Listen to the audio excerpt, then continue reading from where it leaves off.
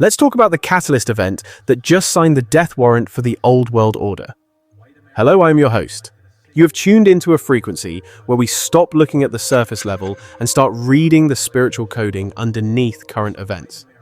We are digging into the hidden mechanics of history to find the power you didn't know you had.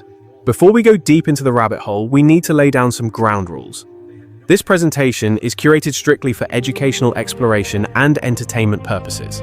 Everything you are about to hear represents a personal perspective connecting the dots between raw historical data and the prophetic insights found in scripture. We are cross-referencing ancient texts with modern data points from heavy hitters like the NAACP, Pew Research Center, and the Council on Foreign Relations. This is not about inciting violence, spreading fake news, or pushing a specific political ballot.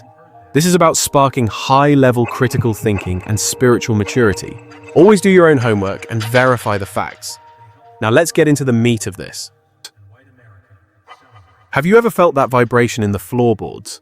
Like the tectonic plates of society are grinding together and history is screaming for a pivot. Go back to November 9th, 2024. The headlines called it a political comeback. But in the spiritual realm, that moment was the demolition order for a 400-year-old power structure. And here is the irony. It didn't happen because of human righteousness or noble intentions. History has a funny way of drafting unlikely characters to break the very systems they think they are running. Just like King Nebuchadnezzar or Pharaoh in the ancient texts, the system often elevates the very figure who will inadvertently bring about its collapse. You need to pay very close attention to what happens next. We're about to witness a sequence of events that the average person is going to sleep right through. The masses will look at the screen and see chaos, partisan bickering, and the usual political circus. But you need to switch your vision to X-ray mode. We are watching a script play out that was penned way back in the curses and blessings of Deuteronomy 28. This timeline started the second the first auction block was constructed on Virginia soil, and it began the moment the first lie was told about your identity. What we are living through is not random chance or bad luck. It is spiritual arithmetic. And the thing about the numbers is that they never lie.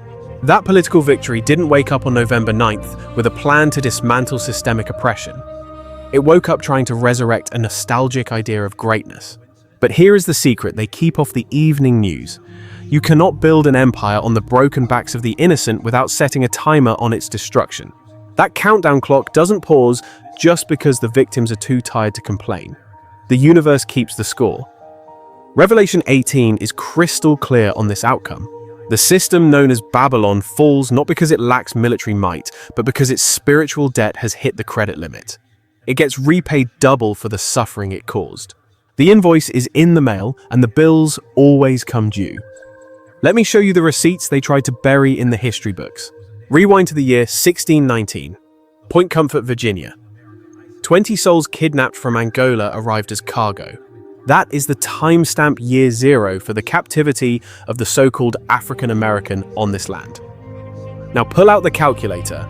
1619 plus 4 centuries lands us exactly at 2019. Scripture is precise. In Genesis 15:13, the Most High told Abraham plainly that his seed would be strangers in a hostile land, enslaved and mistreated. And the duration of that hard labor was set for 400 years. 4 centuries of captivity, and then comes the great exit with great substance. That prophecy wasn't just a one-time event for ancient Egypt. It is a cyclical blueprint. If the clock struck midnight in 2019, then everything from 2022 onward is the Exodus phase. The global pandemics, the social uprisings, the cracking of institutions, this is the unveiling. But this is where it gets dangerous. When leadership tries to clamp down to stop the bleeding, they actually make the wound fatal.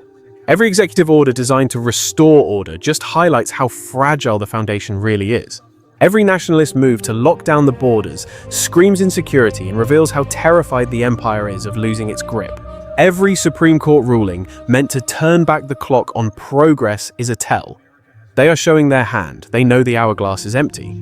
They can feel the earth shaking under their feet, so they are grabbing every resource they can before the house collapses.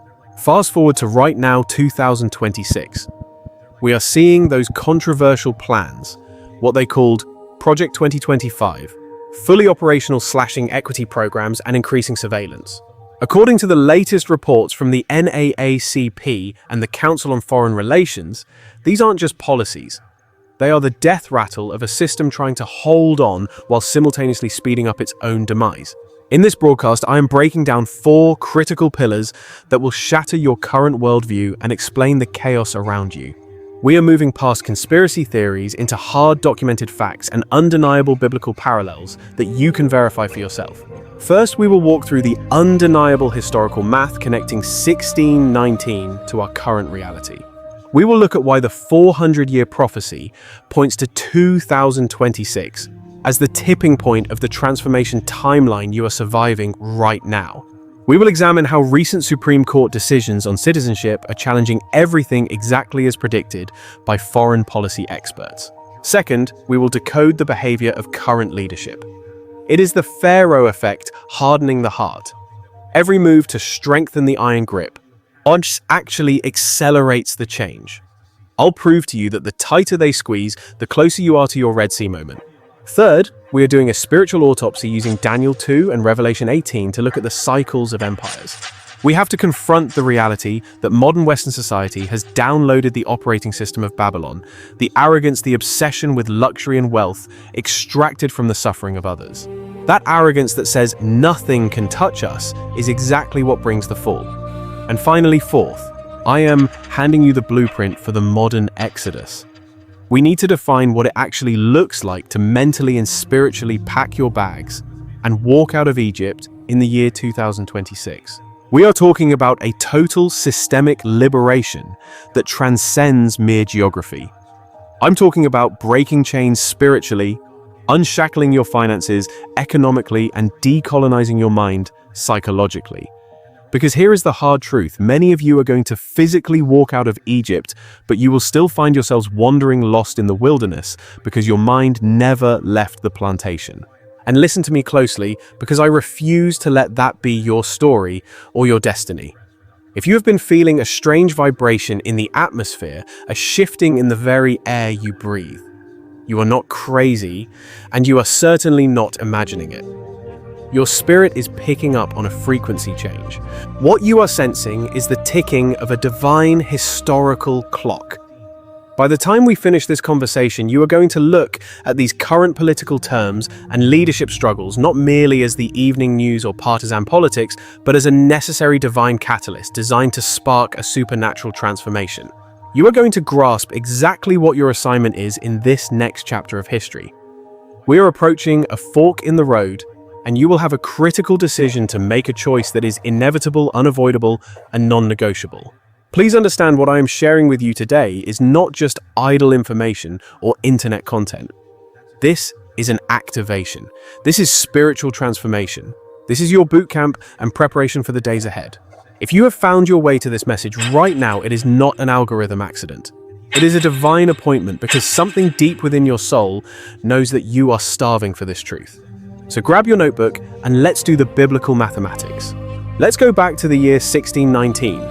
That was the year 20 captured Africans were dragged onto the shores of Point Comfort, Virginia, and traded for supplies like common livestock. That moment marked the official countdown, the genesis of Black America's captivity on this blood-soaked soil. Make no mistake about it, they were not here on vacation. They were not looking for a better life as immigrants. This was straight-up captivity. This was bondage in its rawest form. They were snatched violently from their ancestral homelands, stripped of their tribal names, forced to forget their native tongues, robbed of their identity, and completely severed from their freedom. Now look at the prophecy in Genesis chapter 15, verse 13. God speaks clearly to Abraham, saying, "Know for certain that your descendants will be strangers in a country not their own, and they will be enslaved and mistreated for 400 years. Did you hear that? 400 years, not a day less. Now I need you to engage your mind and do the calculation with me because the numbers do not lie. The year 2019 marked the prophetic completion of that 400-year historical clock. And what happened immediately after, in the year 2020, the world was struck by a plague. COVID-19 didn't just disrupt a few cities, it shut down the entire planet Earth. And right in the dead center of that global plague on Memorial Day, May 25th, 2020, a man named George Floyd was publicly executed in broad daylight for the whole world to see. For 9 agonizing minutes and 29 seconds, a knee was pressed into his neck while he cried out for his mother and pleaded, "I can't breathe." Because the world was already under lockdown, nobody could turn the channel. We were forced to watch the brutality of the beast system in real time. The reaction was instantaneous and global. We saw fire and protests erupting in all 50 states and across 60 different countries. The spirit of awakening hit the streets. Suddenly, statues of Confederate generals and slave traders began toppling over, crashing down from Bristol, England to Richmond, Virginia. That was not just vandalism or random chaos. That was the physical manifestation of a spiritual transformation taking root. You have to understand, this is not just ancient history regarding Israel. This is a divine blueprint. History does not move in straight lines. It moves in cycles and patterns established by the Creator. And this specific biblical pattern dictates 400 years of captivity followed immediately by deliverance. It does not say 399 years, nor does it say 401 years. It says 400 years. Let that reality settle in your spirit. You are not living in accidental times. You are living in a prophetic timeline. Everything that has transpired from the year 2022, moving forward into 2026, is part of the exit phase. We are witnessing the systems of this world cracking wide open, the masks being ripped off the faces of power, the great unveiling. And these political leaders, you see, they are not the root cause of the systemic inequity we face. They are merely the symptoms of a system that is desperate and dying. Think back to the story of Pharaoh in the book of Exodus. When Moses first approached the throne demanding liberation, Pharaoh didn't just politely decline. No, he dug his heels in. He made the oppression heavier and the burden harder to bear. Read Exodus chapter 5. He spitefully took away their straw, but still demanded they produce the exact same quota of bricks. He tightened his grip around their throats because he could sense in the spirit realm that his time was up. That is exactly what you are witnessing right now in the news. The tighter the system squeezes you, the closer you are standing to your Red Sea moment. The pressure is proof of the promise. You have to comprehend the divine strategy that is playing out here. We often suffer from amnesia, forgetting that comfort is the greatest enemy of your destiny. As long as your bondage remains tolerable, as long as you can still pay the bills and watch your shows, people will never find the willpower to walk out of Egypt. We saw this with the Israelites. They were actually tempted to go back to choose the crumbs of slavery over the uncertainty of freedom, simply because back in Egypt they had free fish and cucumbers to eat. This is why I believe God allowed the modern-day Pharaoh to return to power, not to destroy you, but to make the conditions in Egypt so absolutely unbearable that packing your bags becomes your only logical option. Please hear me. This political pressure is not a punishment from God. It is the propulsion system designed to drive us out of complacency and into our full potential. The leader that you are so afraid of is actually a divine thorn in the nest sent to wake you up from your slumber and force you out of a house that is already engulfed in flames. The sad truth is that human beings rarely change when life is easy and comfortable. We only truly change when the pain of staying where we are finally becomes greater than the fear of stepping out into the unknown. This pain you are feeling, it is necessary. It is the high-octane fuel for your exodus. It is the catalyst that transforms your paralyzing fear into unstoppable momentum. These controversial leadership terms and policies are nothing more than Pharaoh tightening his grip in a panic. Every executive order that claims to restore order is actually exposing just how fragile and weak the entire structure has become. Every nationalist policy they push reveals how terrified the empire is of losing its control over the narrative and the people. Every Supreme Court decision that rolls back our hard-fought progress is them showing their hand. They know their time is running out. They can feel the shift in the atmosphere just like you can. So they are frantically grabbing everything they can, looting the resources and locking down power before the house inevitably collapses on itself. When Pharaoh chased the children of Israel all the way to the water's edge, he thought he had them trapped like rats. He didn't realize he was marching his own army directly into a watery grave. These leaders are not the architects of the future. They are the last, loudest defenders of a fading, dying system. They are the ones who have decided to say the quiet parts out loud. They are the ones removing the polite mask of democracy, showing you exactly what this nation was built upon, and more importantly, who it was built for. And by showing you that truth so clearly, so undeniably, they make it impossible for you to sleepwalk through history anymore. You can't pretend you don't see it. The mythology of the empire dies when the reality becomes too blatant to ignore. I need you to let that sink deep into your spirit. No, really think about it. For centuries, they needed you to buy into the mythology that America was founded on noble, God-given principles that just needed a little polishing. They needed you to believe the Constitution was truly colorblind. They wanted you to believe that chattel slavery was just an unfortunate blemish, a glitch, on an otherwise beautiful democratic experiment. They needed you to believe that the system could be reformed from the inside if you just worked twice as hard, voted responsibly enough, and protested peacefully enough. But these recent leadership terms have shattered that fairy tale forever. They are operating exactly as the founders intended, proving that the system isn't broken, it's working perfectly for who it was designed for. This entire system was architected by wealthy white men, explicitly for the benefit of wealthy white men, to strictly safeguard the assets and power of wealthy white men. They pulled back the curtain and exposed the raw source code of the nation, and that is an image burned into your retina that you cannot simply delete. Now we have to flip the script. What they designed for destruction history is repurposing for our revelation. We need to look at Romans 8:28 differently. It is not a comforting pat on the back to make trauma palatable. It is tactical. It is about seizing the adversary's own maneuvers and weaponizing them for the kingdom's advantage. Remember Joseph standing before his brothers in Genesis 50:20. He told them flat out, "You plotted this for my destruction, but God recalibrated it for deliverance." Those political architects aim to restore a version of American greatness that only ever existed for a specific demographic that was already thriving and comfortable. But here is the irony: in their desperate grasp for power, they inadvertently detonated a mass spiritual awakening in the people who never experienced that greatness. When black voters flooded the polls in 2020, setting historical records, it was not out of some deep affection for Biden. They mobilized because the blinders had fallen off and they had seen enough. The veil did not just lift, it was ripped in two from top to bottom. And once you witness the gears grinding behind the stage curtain, there is no returning to a state of slumber. We need to have a serious conversation about the life cycle of empires. Look at the prophet Daniel's vision in chapter 2, that colossal statue with the head of gold, chest of silver, thighs of bronze, and legs of iron. But look where we are now, the feet. We are living in the era of iron mixed with miry clay, where each successive kingdom is more diluted and unstable than the last. It is a volatile combination, brittle yet oppressive, held together by sheer authoritarian force, but fracturing under its own massive bloat.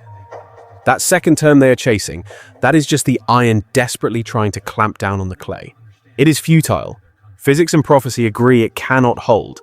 The stone hewn without human hands is already thundering down the mountain. And that stone represents a kingdom of true equity, a multi-ethnic, multilingual force that the descendants of Rome cannot legislate, control, or intimidate. You do not stand in front of that rolling stone to stop it. You either align with it or you get pulverized by it. However, do not mistake this prophetic insight for an excuse to sit on your hands. Yes, the stone is moving, but you still have to lace up your boots and march toward the Red Sea. You need to have your bags packed and be standing by the door in Egypt before Pharaoh even thinks about signing the release papers. Scripture tells us faith devoid of action is a corpse. So what does tactical preparation look like when the tectonic plates of an empire are grinding and a remnant is being summoned? First, you must grasp that inequity is not merely about individual prejudice or discrimination. It is a comprehensive cultural ecosystem. It operates like a religion, with high priests, the policymakers who baptize systemic injustice and call it law. It possesses unshakable doctrines. It preaches dogmas like manifest destiny, the curse of Ham, and the myth of colorblindness. It follows a liturgy recited through the Pledge of Allegiance and the national anthem. It propagates the bootstrap mythology. It even administers sacraments, home ownership, credit scores, and exclusive zip codes. And at the center, it worships an icon white skin as the image of deity whiteness acting as the sole mediator between humanity and authority. I am not using hyperbole here. This is the literal mechanical function of the society we inhabit. The leaders we see rising now are actually the most authentic representatives we have seen in generations. They do not perform these rituals of power with any sense of guilt or performative apology. They conduct the service with absolute pride. This is precisely why their base adores them, not in spite of the cruelty, but because of the cruelty. These leaders grant them permission to worship their idols in the open sunlight again. They allow them to speak the words their grandfathers whispered without shame and to embrace the worldview of the founders without the exhausting burden of pretending to be evolved. They scream from the podiums that they are losing their country, and you know what? They are absolutely correct. They are losing it. But it is not because of immigration policies or cultural ideologies or whatever buzzword is trending on cable news this week. They are losing dominion because the spiritual lease has expired. The land itself is groaning. The blood of Abel is screaming from the pavement and history refuses to be mocked. We are looking at Galatians 6:7 in real time. Whatever a nation sows, that, and only that, is what it will reap. Do not be deluded. You cannot plant 400 years of chattel slavery, Jim Crow segregation, redlining, mass incarceration, medical experimentation, economic pillaging, and cultural theft, and then expect to stroll into the sunset whistling a happy tune. The harvest is mandatory. It always arrives. These turbulent leadership terms are just the first fruits of that harvest. They are not the final judgment, but the exposure preceding the judgment. It is a warning shot across the bow, a final opportunity to repent while the door remains slightly ajar. But if you study Revelation 18 with a sober mind, you will see a terrifying pattern. Babylon does not pivot. It doubles down. It boasts in its heart, I sit as a queen, I am no widow, and I shall see no sorrow. And then in a single day, one singular day, its plagues overtake it. Death, mourning, famine, and total consumption by fire. Now, I'm not claiming America is the literal Babylon, but I am telling you America is possessed by the spirit of Babylon. That obsession with hoarding wealth built on the spine of the exploited. The arrogance that claims we are untouchable. The delusion that having the biggest military is the same as having God's signature. When nations adopt that spirit, they inherit the corresponding consequences. So what is the actual function of these leaders? They are the catalyst for the great unmasking. The system is done pretending to be neutral. The national mythology is done pretending to include you in its future. The institutions are finally admitting they were never blueprinted for your thriving. In the stark light of that unmasking, a binary choice emerges. Do you continue exhausting yourself, trying to integrate into a structure that is actively collapsing? Or do you pivot and build something entirely new while the clock is still ticking? Let me transport you back to 1877. The era of Reconstruction is gasping its last breath. Federal troops are abandoning the South. The Compromise of 1877 is inked a dirty backroom handshake that traded black liberation for political leverage. Rutherford B. Hayes ascends to the presidency, and black folks are thrown back to the wolves without a second thought. Every single gain secured over 12 hard-fought years. The schools, the land deeds, the political seats was systematically dismantled brick by brick. Let's be crystal clear about the history. The collapse wasn't because black folks lacked the skill or the will to govern.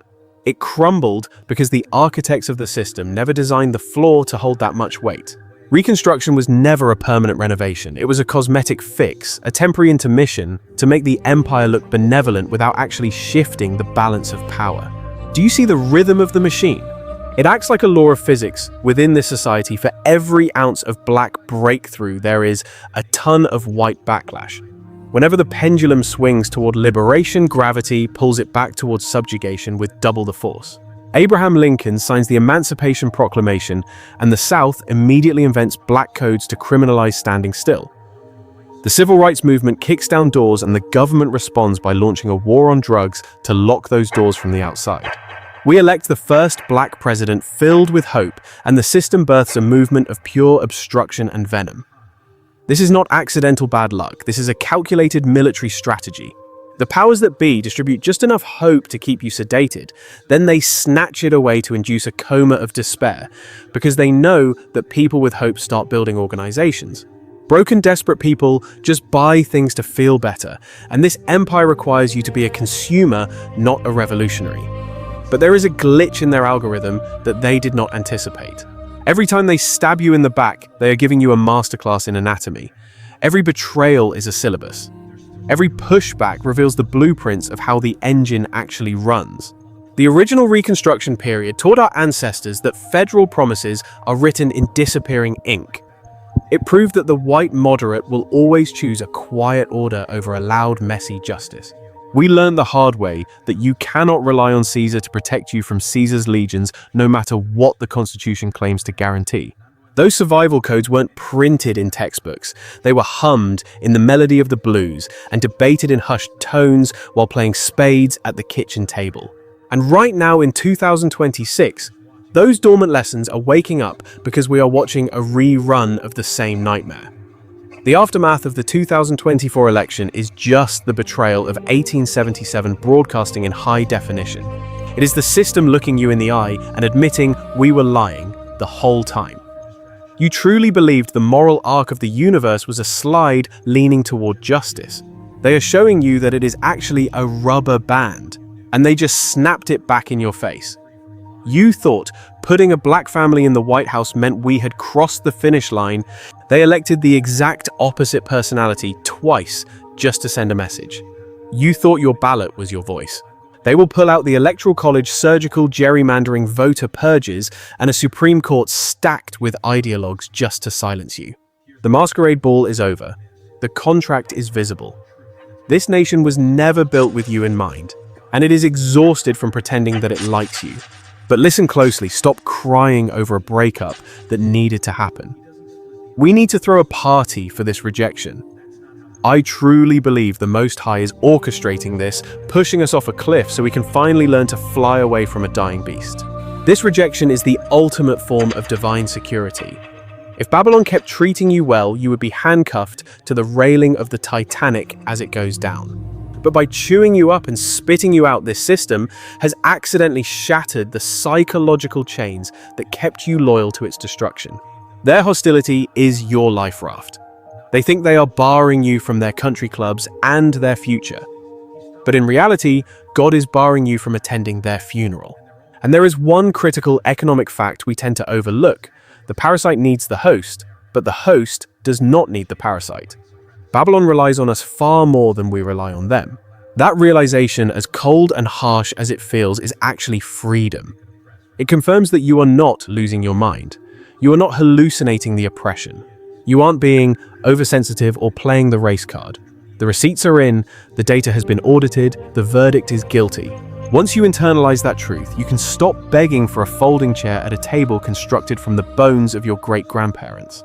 You can stop trying to force yourself into institutions designed to strip mine your soul. You can stop auditioning for validation from people who are committed to misunderstanding you. You can finally execute the strategy of Exodus chapter 12. Pack your bags, put your shoes on, eat your meal in haste, and be ready to move. I know some of you are panicking, asking, leave and go where? That is a valid question, a necessary logistical question, but it is not the first question you need to answer. The primary question is, what are we leaving? We are leaving the mythology. We are divorcing the lie that says you are only 3/5 of a human being. Leave behind the toxic shame they programmed into you about the texture of your hair, the shade of your skin, the resilience of your history, and the shape of your bodies. Walk away from the theology that says suffering is noble and that waiting quietly is a virtue while a boot is on your neck. Turn off the celebrity preachers who fly private jets while their congregation drowns in debt. Abandon the political machines that only know your phone number every 4 years and then ghost you for the next 1,459 days. Pull your mind out of the educational systems that are designed to teach your children how to despise their own reflection. Disconnect from the media apparatus that warps your imagination, constantly casting you as the sidekick, the criminal, or the comic relief.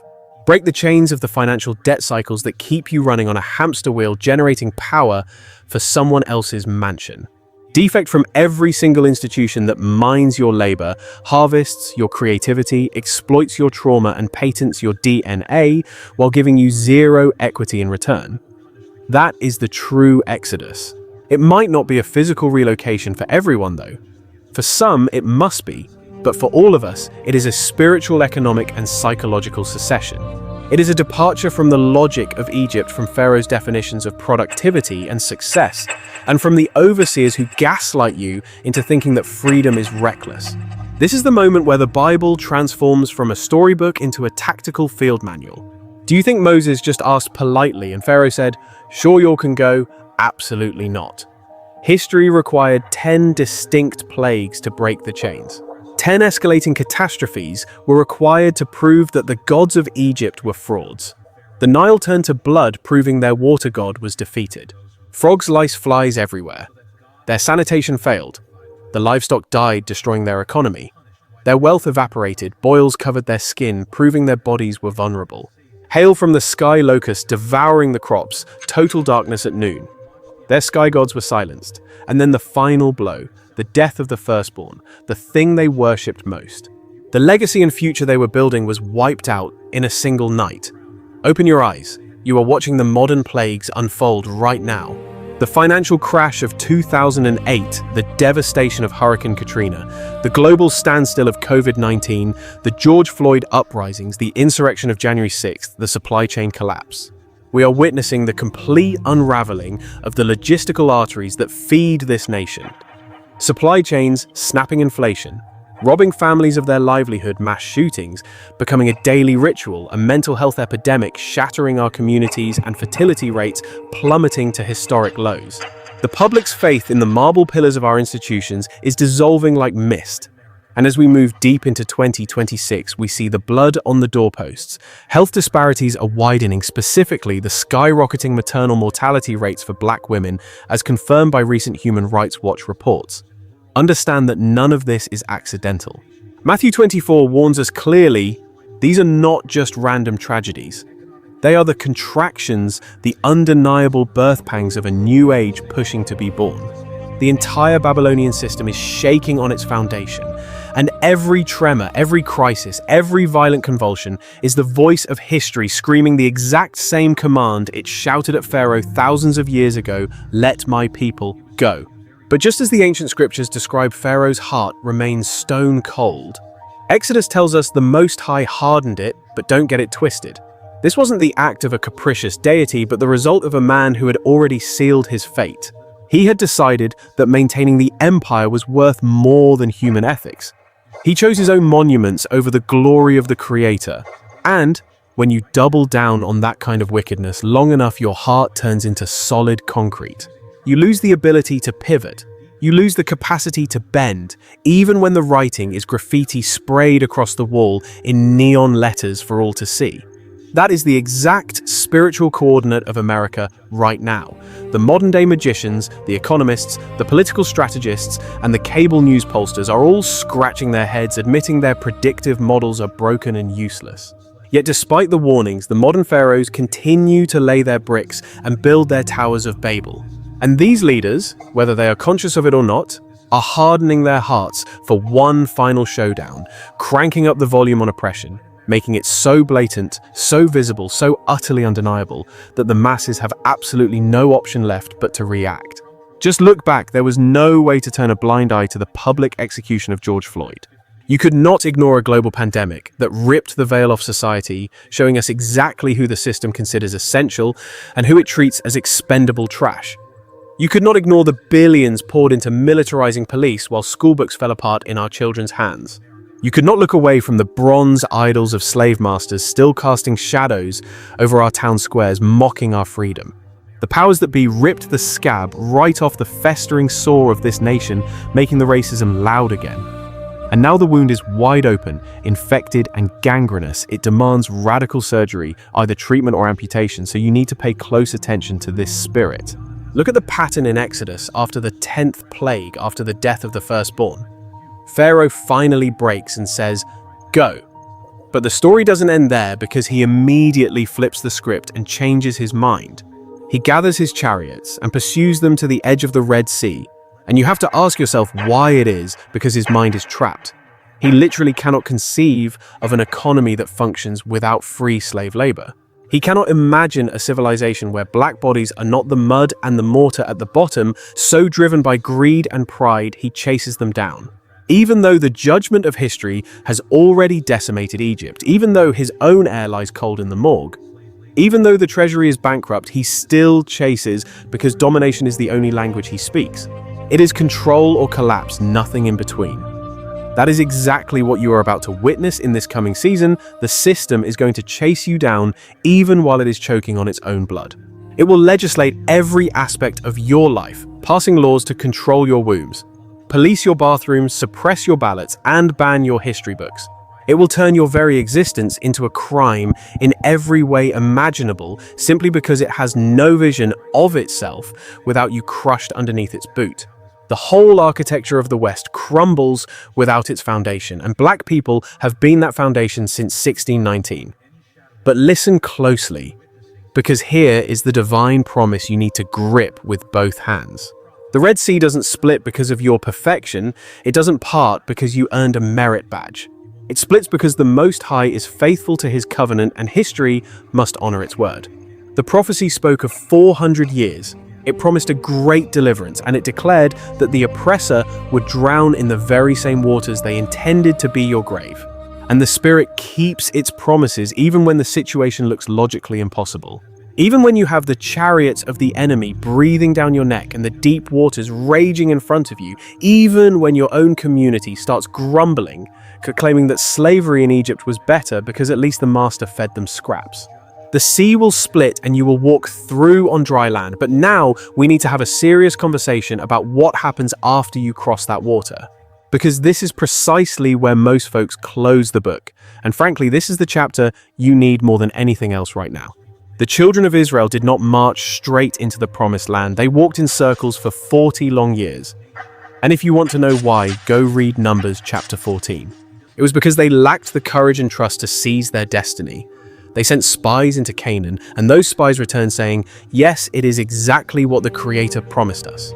They said, "It flows with milk and honey. The resources are abundant, but there are giants there, the cities are fortified, and in our own eyes we looked like mere grasshoppers compared to them." And the people chose to believe that the obstacles were bigger than their God. So the Most High said, "Fine, if that is your confession, then this generation shall not enter. Your children will inherit it, but you will wander in circles until every single person who chose fear over faith drops dead in this wilderness." That is the sermon nobody wants to preach on Sunday morning, the tragic reality where freedom is offered on a silver platter and the people refuse to take it. Imagine the promised land being right within your grasp, but you camp on the border for 40 years because you are more comfortable complaining in the desert than you are confronting the giants in your path. I am begging you, do not let that be your story. Do not let this generation be the one that finally breaks the chains of Egypt, only to die before possessing the birthright that history had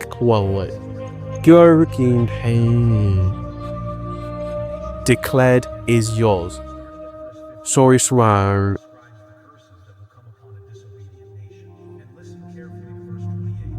That second term represents the Red Sea moment, and the system is gearing up to chase itself right into the water to drown. But remember, after the water comes, the wilderness, a season of rigorous testing, a time when the manna falls daily, but you are forced to trust for tomorrow's provision because you cannot hoard the blessing. It is a critical time when the old guard, the Moses generation, must pass the baton and train the Joshua generation to fight a completely different kind of war. We are not talking about bringing pitchforks to a musket fight. We are not talking about marching with signs against tanks. We are talking about high-level strategy. I'm talking about true economic sovereignty, total educational autonomy for our children, and spiritual warfare that recognizes we are not wrestling against mere flesh and blood.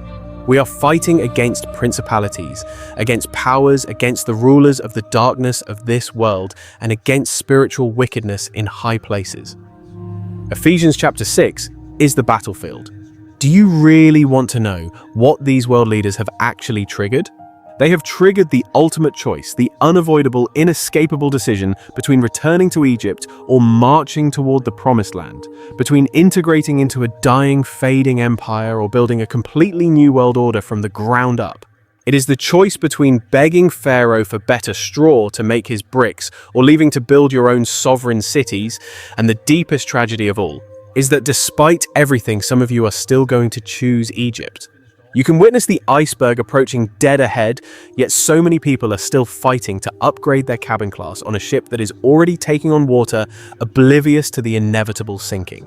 You see the clear warning signs painted across the skyline, the doom scrolling on every screen, yet you continue to pour your hard-earned labor into a fiat currency that is collapsing before your very eyes. You examine the undeniable proof, the cold hard facts, and yet you still wake up every morning to send your black babies into institutions designed to strip them of their identity and teach them to hate their own reflection. But there is a remnant among you who refuses to stay asleep. There is a specific group listening right now who feels a vibration in their spirit, a sudden click of realization that bypasses logic and taps directly into a blood memory buried deep in your DNA. You are beginning to feel the prayers of your great-grandmother taking effect in real time, reigniting those wild, impossible dreams you held as a toddler before the Matrix programmed you to settle for mediocrity. You will look into the eyes of your offspring and make a blood vow that the generational curse stops with you, that they will not wear your shackles, and you will begin to mobilize with intention. We are not talking about reckless panic, but a strategic, divinely inspired haste. Moving with the wisdom of someone who knows the clock is ticking down and the gates of opportunity are slamming shut. Let me take you back to the story of a warrior named Araminta Ross, better known to history as Harriet Tubman. A woman who took a blow to the head that caused seizures, yet she turned that trauma into a spiritual antenna. In the year 1849, she decided she was done negotiating with her oppressors. She didn't file paperwork or wait for a master's permission, she simply dissolved into the night. She put her faith in the North Star and the silence of the woods, trusting the network of the Underground Railroad. And once she tasted the sweet air of liberty, she didn't settle down and get comfortable. She risked her life going back into the belly of the beast 19 separate times, rescuing over 300 souls. Yet she left us with a haunting quote, "I freed 1,000 slaves. I could have freed 1,000 more if only they knew they were slaves." Listen closely, because we are currently navigating the most treacherous phase of this spiritual warfare. The enemy we face today has evolved. They no longer just occupy land and territories, they have set up camp inside your psyche and colonized your imagination. The iron shackles around the ankles were cut in 1865, but the psychological handcuffs were simply polished, modernized, and reinstalled with a software update. As long as you believe their water is wetter, their education is superior, and their deity is more divine than yours, you are still picking cotton on a mental plantation, even if you wear a suit. The Great Exodus of 2026 is not merely about physically crossing a border. It is about evicting the slave master who has been living rent-free in your mind for generations. That is the war we are fighting. Stop trying to convince the system to be fair. Inequity is its engine, and it will not stop until the hand of history shuts it down completely. The true combat mission is waking up our people to the reality that they are still in bondage, that just because the chains are made of debt and consumerism instead of iron doesn't mean you are free. We have to understand that liberation is not a 30-year mortgage in a neighborhood that doesn't want you. And it certainly isn't a middle management title at a conglomerate that profits from private prisons. We have been tricked into thinking progress is getting your daughter accepted into an Ivy League university that was literally constructed by the stolen labor of our ancestors. An institution that keeps its endowment fund invested in defense contractors that rain fire on melanated people across the globe. The arrogance of these leaders is exactly what triggered the Black Awakening, the split-second moment when the veil lifted and we said, hold on, this isn't liberty. This is just ancient Egypt with central air conditioning, a pharaoh that offers employee benefits, and taskmasters disguised as human resources departments. The quota is still mandatory, the bricks must still be laid, and our bodies are still breaking down from the stress. Only now we do it for a direct deposit instead of rations. We have been conditioned to call our exploitation opportunity, but now we are going to perform a deep dive into the timeline, because you cannot know where you are going if you don't know the origin story. We aren't looking back 50 years or even a century. We are going back to the root, to 1619, the year that laid the bloody foundation for everything you see today. When those 20-odd Africans were dragged ashore in Virginia and traded for supplies, it wasn't an accident of history. It was the establishment of a business model. That moment birthed a system that would define the American experiment for 4 centuries, creating an economic superpower fueled entirely by stolen humanity and free labor. The industries that built the generational wealth of this nation, cotton, tobacco, sugar, rice, were all powered by the batteries of enslaved black bodies working until death. And do not be engaged in the illusion that the Constitution is a holy text. It codified our dehumanization and wrote our bondage into the supreme law of the land. Article 1, Section 2 notoriously declared us 3/5 of a human being solely to give slave states more political power while stripping us of every single human right. That is not a mistake, that is the design. That is the architectural blueprint. By 1860, the market value of enslaved human beings exceeded the value of all the nation's factories, railroads, and banks put together. Slavery was not just a regional side hustle. It was the titanic engine of the entire American economy.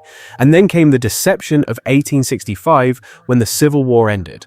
They teach you that the 13th Amendment abolished slavery and everybody claps, but you need to read the fine print and the devilish details in the text. It says slavery is abolished except as a punishment for crime whereof the party shall have been duly convicted. That right there is the trap door, the legal loophole.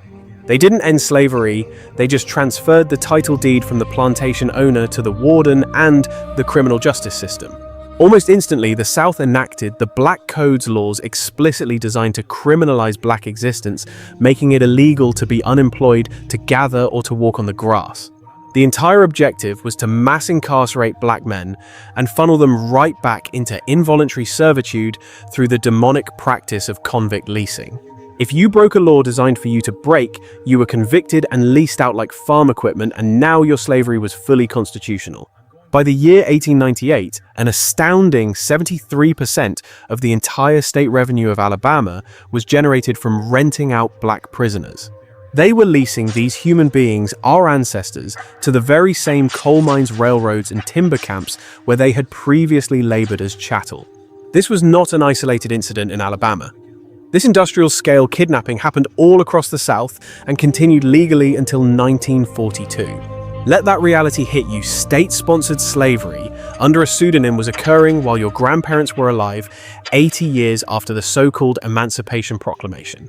Then we have the era of Reconstruction, from 1865 to 1877, a brief 12-year window where black excellence exploded onto the scene. Despite the trauma we built, schools purchased acreage and elected representatives. Mississippi even sent 2 black men to the United States Senate, proving what we could do when the boot was lifted even an inch. Back in the day, the legislative halls of South Carolina were filled with black faces, a testament to a new dawn of representation. But then the dark cloud of the Compromise of 1877 rolled in, sealing the fate of a people. It was the handshake that effectively killed Reconstruction and birthed a nightmare. The moment federal troops turned their backs and marched out of the South, black folks were left to the wolves. It was a calculated abandonment. Every single brick of progress, every institution, and every community they had painstakingly built was targeted for systematic annihilation. They did not just stop at intimidation. They burned the schoolhouses to the ground to kill knowledge. They stole the land to kill generational wealth. They hunted down elected officials, terrorizing and murdering them to kill political power. From the ashes rose the Ku Klux Klan, a domestic terror organization that didn't just operate in the shadows. They walked in the daylight with the blessing and often the active participation of the local police and sheriffs. Make no mistake, this was not random street violence. This was highly organized, state-sanctioned terrorism with a singular demonic goal to rebuild the walls of privilege and oppression that had been torn down by the law. It was a spiritual and physical war to put chains back on free men.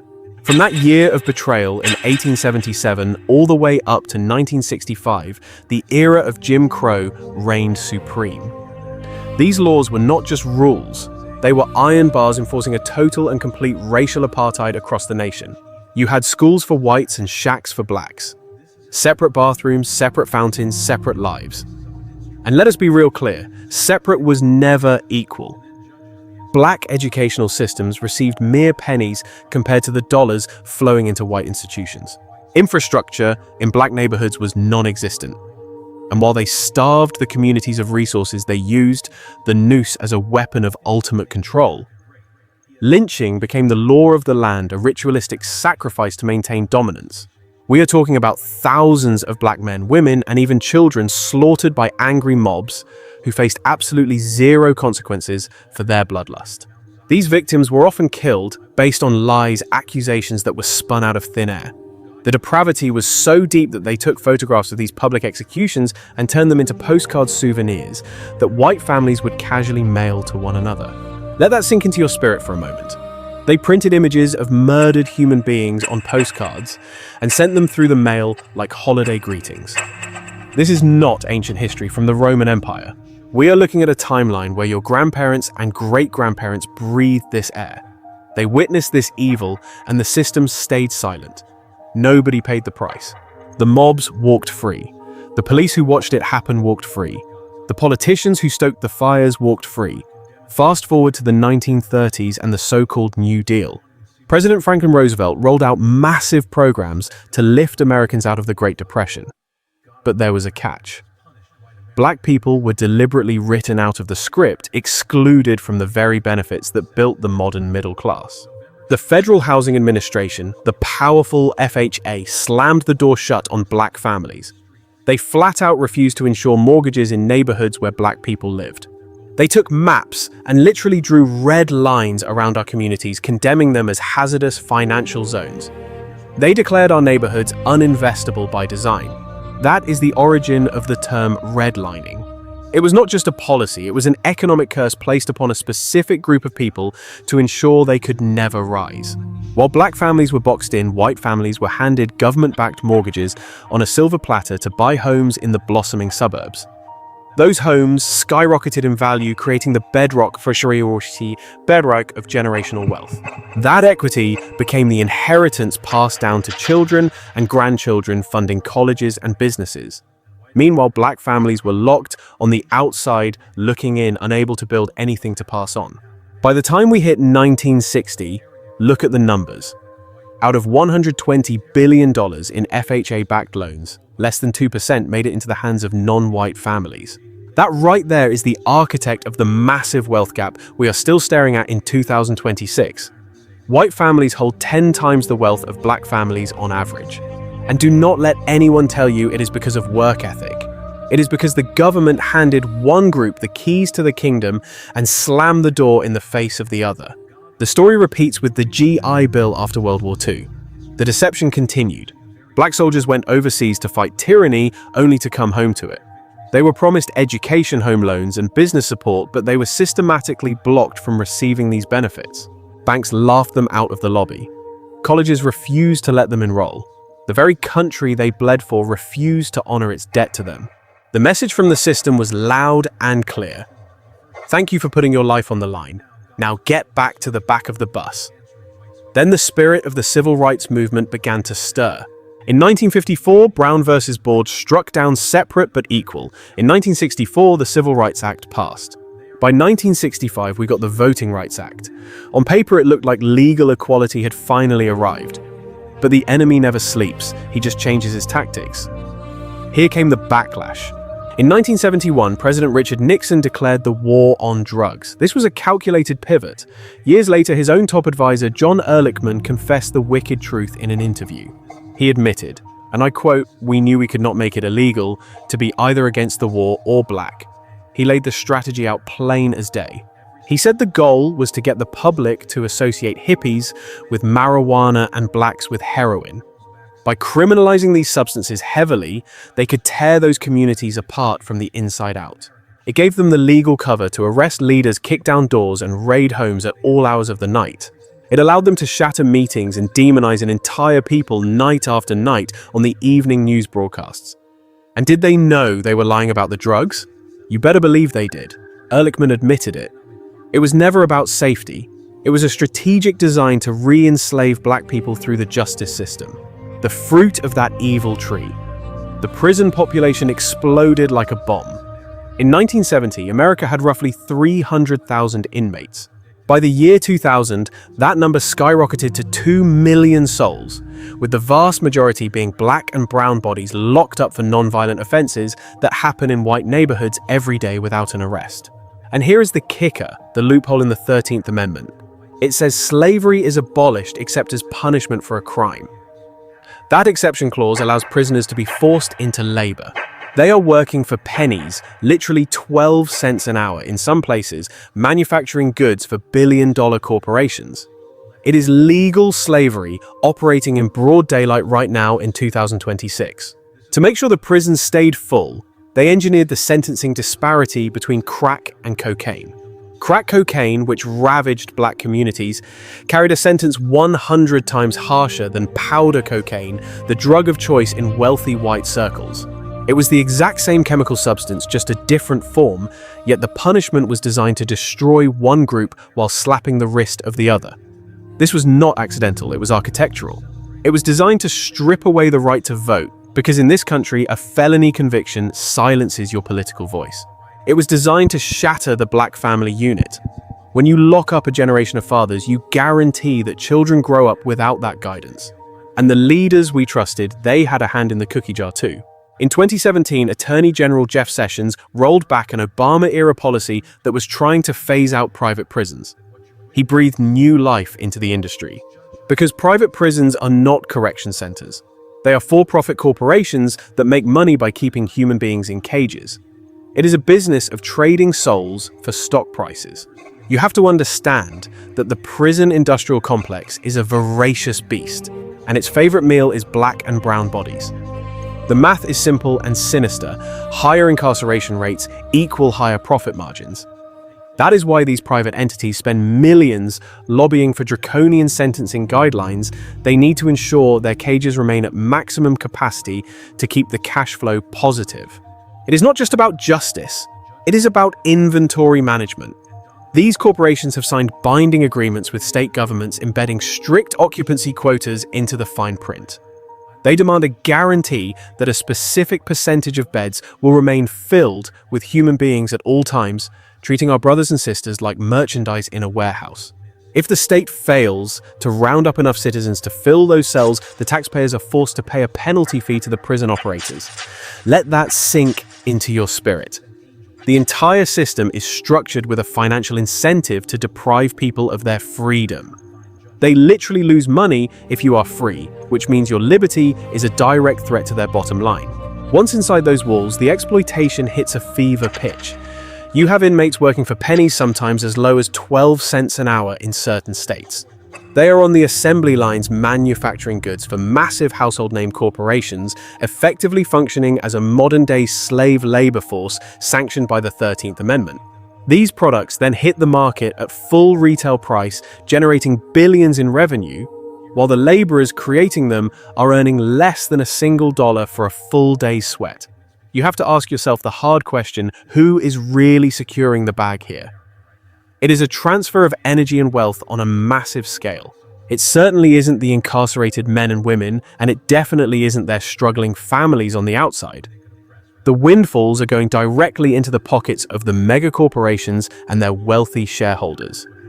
It is a cycle of extraction where the rich get richer by grinding the poor into dust.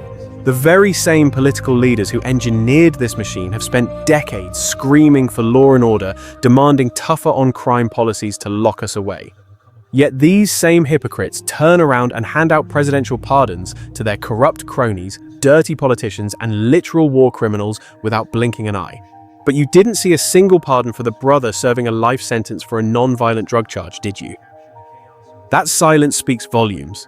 It shows you with crystal clarity exactly who this system was designed to protect and who it was designed to predatory consume. Now, we need to rewind the tape and look at the financial collapse of 2008. This wasn't just bad luck, it was a calculated robbery. The banks were playing games with the market, but the victims were chosen very carefully. Financial institutions were pushing subprime mortgages and predatory loans wrapped in fine print, specifically targeting Black and Latino neighborhoods. It was a wealth extraction scheme. When the housing bubble finally burst, it was our families who were left holding the bag, watching their life savings and their homes vanish into thin air. The destruction of Black wealth happened at nearly double the rate of white wealth during that crisis. It was a targeted economic strike. And what happened to the architects of this disaster? The banks got a massive government bailout to stay afloat. The families, however, were left to drown. Then, in the middle of that economic wreckage, 2008 also brought the election of Barack Obama. Seeing a black man ascend to the presidency triggered something ugly in the spirit of this nation, an immediate visceral backlash that we are still dealing with today. That was the birth of the Tea Party movement and the rise of the birther conspiracy theories. The very leaders we see today were the ones pushing the lie, demanding Obama's birth certificate and delegitimizing his presidency by claiming he wasn't a true American. It was racism dressed up as patriotism. For 8 long years, the establishment barely tolerated the image of a black family in the White House. They seethed with resentment every single day, waiting for the moment they could reclaim that seat of power and restore the old hierarchy. That moment arrived in 2016 when the country elected the absolute antithesis of everything Obama represented. The pendulum didn't just swing back, it broke off the hinges. They chose a man who embodied the worst instincts of American culture. We are talking about a man who openly bragged about assaulting women, who mocked the physically disabled on national television, and labeled Mexican immigrants as rapists. When white supremacists marched in Charlottesville chanting, "Jews will not replace us," he had the audacity to say there were very fine people on both sides. And here is the spiritual crisis. 81% of white evangelicals cast their vote for him. The demographic that screams the loudest about family values and biblical principles aligned themselves with a man who breaks every commandment he touches. The very people who claim to follow Jesus of Nazareth enthusiastically chose a leader who embodies the polar opposite of Christ's teachings, lacking humility, lacking grace, and lacking love for the neighbor. They traded the cross for political power. That is not just bad politics, that is spiritual apostasy. It is falling away from the faith. Then came 2020, the plague year. COVID-19 didn't just bring a virus, it brought a revelation. It stripped the veneer off society and showed us the rotting foundation underneath. We quickly learned the difference between who was essential and who was expendable. Black and brown communities were burying their dead at twice the rate of others because our people were the ones stocking the shelves, driving the buses, and unable to retreat to the safety of a home office. We were the ones lacking quality health insurance, the ones forced into overcrowded housing conditions due to redlining's legacy. The virus followed the path of least resistance, which in America is always the path of systemic inequality. Then came Memorial Day, May 25th, 2020, the day the world stood still. George Floyd was lynched in high definition. For 9 minutes and 29 seconds, Derek Chauvin pressed his knee into a black man's neck while he begged for his mother and his breath, ignoring the bystanders pleading for mercy. This happened in broad daylight, captured on camera for the entire human race to witness. Because the world was in lockdown, there were no distractions. No sports, no movies, no bars. God forced the world to watch the brutality of the beast without blinking. You could not look away. The veil was torn. The response was something we had never seen in history, an unprecedented global uprising that shook the powers that be to their very core. We saw protests erupt in all 50 states and over 60 countries. Millions of souls poured into the streets. We saw statues of slave owners, colonizers, and Confederate traitors being toppled and dragged into rivers. The symbols of white supremacy were coming down. The cultural conversation shifted overnight. But how did the leadership respond to this cry for justice? Did they listen? No. They threatened to deploy the United States military against their own citizens for exercising their First Amendment rights. They ordered peaceful demonstrators to be tear-gassed and beaten just so the leader could walk across the street to a church he didn't attend and awkwardly hold up a Bible for a photo op. It was a sacrilegious display of power. They labeled the Black Lives Matter movement a symbol of hate and terrorism, yet in the same breath they referred to armed white militias storming state capitals as patriots and freedom fighters. The hypocrisy was on full display. They showed you their cards. They revealed exactly what this system thinks of you and your life. They proved that in their eyes property is more valuable than black breath. Fast forward to January 6th, 2021. A mob of mostly white supporters, fueled by the lies of those same leaders, stormed the US Capitol with the intent to overturn a democratic election. They erected a gallows on the lawn and chanted "Hang Mike Pence." They desecrated the halls of government, smearing feces on the walls and bludgeoning police officers with the very American flags they claimed to revere. It was anarchy, plain and simple, and yet the leaders called them special. They told them, "We love you." Let's be real for a second. If that crowd had been full of black faces, the National Guard would have scrubbed the steps with their blood. They would have been shot on sight. You know it in your gut. I know it. The whole world knows it. The double standard isn't a bug in the software, it is the operating system. The cruelty is the point. The hierarchy is the point. The message they are sending is crystal clear. This country was built for us, not for you. Now we look at 2024 and the victory that occurred, and people are acting shocked. But you have no business being surprised. This is the historical rhythm of this nation. This is the betrayal of Reconstruction playing out all over again. Every time we make progress, the backlash is fierce and immediate. This is the system shouting. We gave you 8 years of Obama, and now we are taking it back with interest.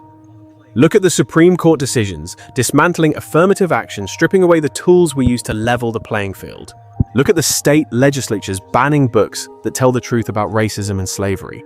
Look at major corporations quietly eliminating their diversity, equity, and inclusion programs because it's no longer trendy to care about us. Look at every new law designed to restrict voting access in our communities. This is the white lash in full effect. But here is the spiritual truth that they fail to comprehend. Every time they tighten the chains, they are fulfilling a divine historical pattern. Every time they harden their hearts against justice, they are reenacting the hardening of Pharaoh's heart. They are setting themselves up for a fall. Every time they chase you toward the water, thinking they have you trapped, they are actually sealing their own fate. They don't realize that the Red Sea is on the horizon, and God is setting the stage for a miracle. When that water splits, you are going to walk through on dry land. And when they try to pursue you in their arrogance, the waters are going to crash down and close over them. Their weapon will become their tomb. This isn't just wishful thinking or optimism. This is the pattern of biblical history repeating itself in real time. We are living in the pages of prophecy. And you need to be spiritually and physically ready for what comes next. So when you ask who benefits from all this chaos and division, you have to follow the money. Follow the power structure. Follow the allocation of resources. It goes back centuries. You have to remember that the Vatican itself blessed the transatlantic slave trade with papal bulls in 1452 and 1455. The church gave the moral license for the atrocity. Pope Nicholas V literally wrote the permission slip granting Portugal the right to invade, search out, capture, and subjugate all Saracens and pagans and enemies of Christ, and to reduce their persons to perpetual slavery. That is the root of the tree we are looking at today. We have to get real about the foundations of these institutions because the truth has been buried for too long. The church itself, claiming righteousness, filled its coffers with the spoils of human bondage. And it wasn't just the South. Those northern banks in New York and Boston were the engine financing the ships and ensuring the shackles building massive empires on blood money. Down in the South, the plantation class didn't just get rich for a season. They established dynasties of power. That blood-soaked capital didn't vanish after the Civil War. It transformed. It compounded interest over decades. That old money you see influencing politics today, it is the same ledger, just a different century, kept within the same bloodlines. Fast forward to our current timeline, and you have to ask, who is feasting on the captivity of our people now? It is the industrial complex of mass incarceration. We are looking at private entities like Core Civic and the GEO Group turning human misery into quarterly revenue reports. These aren't just hidden shadowy organizations. They are publicly traded on the stock exchange. Wall Street is betting on black bodies being in cages. You can literally log into a brokerage app right now and buy shares in the bondage of your brothers and sisters. They pour millions into lobbying Congress, demanding longer sentences and stricter laws, not for safety, but for supply. They need warm bodies to fill those cold steel beds to keep their profit margins high. It is a demand for flesh. They have signed contracts with states that include occupancy quotas. These clauses are demonic. They guarantee a specific volume of prisoners. If the state crime rate drops, and they do not arrest enough people to fill the jail, the taxpayers have to pay a fine to the corporation. They are literally fining the state for not locking up enough human beings. Let that sink into your spirit for a moment. The entire economic structure is financially incentivized to destroy lives. If freedom breaks out, they lose money. They require captivity to stay in the black. And inside those walls, the 13th Amendment loophole is in full effect. Our people are laboring for 12 cents an hour. Sometimes nothing at all. Manufacturing goods for the biggest brands in the world. These products hit the shelves at full retail price, generating billions, while the laborer earns less than $1 for a hard day's work. Ask yourself, who is reaping the harvest? It certainly isn't the captive, and it isn't the starving family left behind on the outside. It is the corporate elite and the shareholders. These are the spiritual successors of the same system that used the Federal Housing Administration to redline our communities, denying mortgages to black fathers while handing out deeds to white families like candy. Those white families used that government handout to build real equity.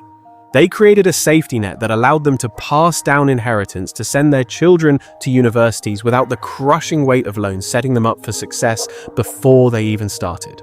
They had the capital to launch startups with inherited money to acquire more real estate that skyrocketed in value over the decades. It is the parable of the talents but rigged, so only one side gets the coins. Meanwhile, our people were trapped in the rental cycle, paying off someone else's mortgage, building the landlord's empire. Every single generation has had to start from scratch, from absolute zero, because the locusts ate everything and left nothing to inherit. When you look at the data right now, the disparity is undeniable. The average white family holds 10 times the wealth of the average black family. That is not a gap. That is a canyon designed to keep us separated. And do not let them tell you it is about laziness or pulling up bootstraps. Our ancestors worked from can't see to can't see. This is the result of policy. Cold, calculated, deliberate, documented legislation designed to plunder. Laws were written specifically to grant dominion to one group while stripping the rights of another. Who do you think cashed in when the Black Codes criminalized our very existence and survival immediately after the Civil War? It was the exact same plantation owners who had lost their free labor. They needed a way to get the workforce back without the price tag, and the legal system provided the trap. They reinvented slavery through convict leasing. They didn't need to buy the person. They just rented the prisoner from the state for pennies. And now ask yourself, who benefits when the school books are scrubbed clean and history is whitewashed to hide these crimes? It benefits the descendants who are terrified that their children might learn the truth about the origin of their comfort. They want to bury the sins of the fathers so they do not have to face the reckoning. They are desperate to maintain the great Babylon mythology that America is purely innocent, that the playing field is level, and that if you are struggling, it is a personal failure rather than a systemic design. They want you to blame yourself for their robbery. You have to ask the hard question, who profits when you are disconnected from your lineage? Who gains power when you walk in ignorance of what happened on this soil? Who wins when you carry shame instead of glory? Who stays on top when you spend your energy trying to integrate into a burning house designed to exploit you instead of building your own kingdom and your own economy? The ripple effects of this iniquity are not isolated. They extend their tentacles into every single aspect of our daily existence.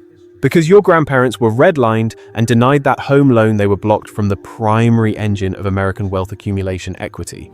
Consequently, they had no asset to pass down to your parents. Your parents began their adult lives with empty hands. And now here you are, starting from zero, running a race where the other side has a 400-year head start. Meanwhile, your counterparts are inheriting paid-off houses, stock portfolios, and Rolodexes of business connections. This isn't ancient history or old news. This is a direct transfer of advantage happening right now. It is a direct, unbroken line from Jim Crow policy to the balance in your bank account right now. Look at the schools they are funded by property taxes, which locks in the disparity. If your ancestors were corralled into undervalued zones because the banks refused them entry elsewhere, those neighborhoods remained artificially suppressed in value. Depressed property values generate meager tax revenue, and when the tax base is hollow, the school funding is non-existent. Underfunded schools result in outdated books, crumbling facilities, and inferior education. That lack of education translates to shut doors and fewer opportunities. It is a demonic cycle of entrapment. Understand this: the machine is not broken. It is working exactly as it was designed. It was never an accident. It was written policy. Look at the health disparities. The enemy comes to steal, kill, and destroy. Black Americans have a significantly lower life expectancy than whites, and that gap is widening. The pestilence of COVID took our people out at double the rate of others. This wasn't about genetics or biology. This was about access. This was about the cortisol, the stress, the weathering effect of living in a state of chronic trauma within a system engineered for your collapse. And here we are in the year 2026. We are seeing reports from Human Rights Watch and viral posts on X exposing the crisis of Black mothers facing skyrocketing maternal mortality rates. We are witnessing real heartbreaking testimonies of women losing their lives or their infants because the medical system does not hear their pain. It clarifies how systemic racism attacks our economic and physical vulnerability. Look at the economic destruction. Black-owned businesses were wiped out at twice the rate of others during the pandemic years. The relief policies, the tax cuts, the deregulation. It was the greatest transfer of wealth in history, and it all flowed upward to the wealthy elite. It favored those who sat on mountains of capital, not the people trying to lay a foundation. And then comes the political disenfranchisement to keep you silent. When you lock up an entire generation of men for non-violent drug offenses that others get a slap on the wrist for, you strip them of their voice. Millions of Black men are silenced at the ballot box today because of felony convictions for activities that are now legal in half the country. It is a strategy to neutralize our political power. Throw in the surgical precision of gerrymandering and voter ID laws, specifically targeting communities that have been stripped of infrastructure and access to government services. Watch how they close the polling places in our neighborhoods, creating lines that stretch for hours. It is systematic, calculated disenfranchisement. But the deepest battle is the psychological warfare. The beast system tries to convince you that your worth is only determined by its broken metrics. They want you worshipping the degree, the corporate title, the house in the Gentile zip code, the luxury car, and the credit score. It is all a hamster wheel designed to keep you chasing validation from a structure that was built to despise you.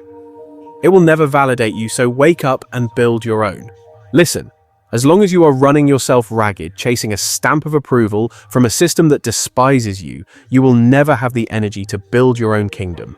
That old lie about pulling yourself up by your bootstraps, that is the most vicious deception the enemy ever whispered into the ear of the oppressed. They scream at you to pull yourself up by your bootstraps, mocking your struggle, conveniently forgetting the historic reality that they cut off your legs and never even gave you a pair of boots to begin with. While you are out here scraping and clawing, trying to manifest boots out of thin air, their offspring are inheriting entire industrial complexes and generational monopolies. Look at the 2017 Tax Cuts and Jobs Act. It wasn't a mistake. It was a robbery that handed the keys to the kingdom to the top 1%. They capped the deductions that kept the middle class afloat, squeezing the life out of working families while ensuring that the tax burden shifted squarely onto the shoulders of the people who actually labor for a living. Billionaires paid pennies on the dollar compared to their secretaries. And let's not forget how that administration reversed the phase-out of private prisons initiated during the Obama years, signaling that human bondage was back in business. You have to understand the mechanics of the beast. The system creates a demand for bodies. It craves that captive workforce because the entire economic structure is addicted to the sugar rush of free incarcerated labor. Look at the High Court. The justices they appointed have taken a sledgehammer to affirmative action and eviscerated the Voting Rights Act, making it crystal clear that the bench is there to protect the privilege of the few, not the rights of the many. Then you have these manufactured curriculum wars. They are banning critical race theory, a law school concept that was never in K-12 classrooms to begin with. They are stripping libraries of books on racism and marginalized identities, desperate to silence anything that threatens their fragile mythology. They launched a full-scale assault on the 1619 Project because it dared to center the narrative on the foundation of this nation's slavery. The irony is palpable. Most of the politicians foaming at the mouth and condemning that work have never turned a single page of it. All they know is that the truth endangers their control, so they legislate ignorance. Meanwhile, look around you in 2026. The economic dashboard is lighting up like a Christmas tree in a burning house. We are seeing runaway inflation, crippling labor shortages, total supply chain failures, a mental health catastrophe, and drug epidemics that are ravaging entire communities. Every single data point screams that this empire is in a state of advanced decay, and tragically, every measure of racial progress is sliding in reverse. Diversity, equity, and inclusion departments are being gutted across corporate America. Voting rights are being rolled back to the Jim Crow era. Police budgets are bloating, while schools and social services are starved, and then they have the audacity to gaslight you about safety. They spin the retreat from justice and call it progress toward fairness. They rebrand the restoration of white privilege as the end of identity politics, masking their supremacy in neutral language. They label the truth as divisive and embrace comfortable lies as unity. It is right there in the book of Isaiah, chapter 5, verse 20. Woe unto them that call evil good and good evil, that put darkness for light and light for darkness. Those woes are stacking up high, and the divine scales are about to balance out. You need to decide right now where you stand. But listen, I did not bring you into this conversation just to leave you stewing in righteous anger. I am here to spark a fire in your spirit, to empower you, to remind you of your true identity, and to hand you the strategic blueprint for the era that is unfolding right now. You need to reclaim your heritage. You are not slaves. You are not merely the descendants of slaves that is just a chapter, not the whole book. You are the children of the Most High God, a chosen generation, a royal priesthood, a holy nation, as 1 Peter 2:9 declares. Your timeline did not begin in the belly of a ship in 1619. Your bloodline runs through the architects of the pyramids, the warriors of the kingdom of Kush, and the wealthy rulers of the majestic Mali Empire. Do not forget that Timbuktu was the global center of scholarship and philosophy, while Europe was still stumbling through the mud of the Dark Ages. Your ancestors charted the stars, as astronomers solved complex equations, as mathematicians forged iron, as metallurgists, and ruled as kings and queens long before they were ever placed in chains. They survived the horrors of the Middle Passage, the humiliation of the auction block, the brutality of the plantation, and the terror of Jim Crow. That unshakable resilience is woven into your very DNA. You descend from the ultimate survivors. People who found a song in the darkest night, who built universities with nothing but scraps, and who loved their children fiercely in the face of systemic hatred. They kept the faith when there was absolutely no physical evidence to support it. That is your essence. You are not what this broken system labels you. You are not a crime statistic or a demographic data point. You are not defined by the condition of your neighborhood, the quality of your school, or the numbers in the prison system. You are crafted in the Imago Dei, the very image of God. And there is no power on earth or in hell that can strip that divinity away from you. The mythology of supremacy dies the moment you wake up to the truth. Once you understand how the gears of this machinery grind, you cannot unsee it. Once the veil is torn in two, it cannot be stitched back together. And there is freedom in that, because you finally realize you are not crazy. You are not imagining the pressure. The system is legitimately rigged against you. The game has been fixed since before you were born. So you can stop blaming yourself for failing to win a casino game that was designed for you to lose. Now we prepare for the exodus. I am not just talking about packing bags and moving geographically, though. For some, that is the move. I am talking about a spiritual, economic, and psychological departure from the house of bondage. Walk away from the mythology. Reject the lie that says you are 3/5 of a human being. Cast off the shame they tried to attach to your hair texture, your skin tone, and your glorious history. Leave behind the slave theology that says your suffering is noble while you are being crushed. Turn your back on the celebrity pastors flying private jets and preaching prosperity while their congregations are starving. Walk away from the political parties that only come knocking on your door every 4 years to harvest your vote, only to ghost you the moment the election is certified.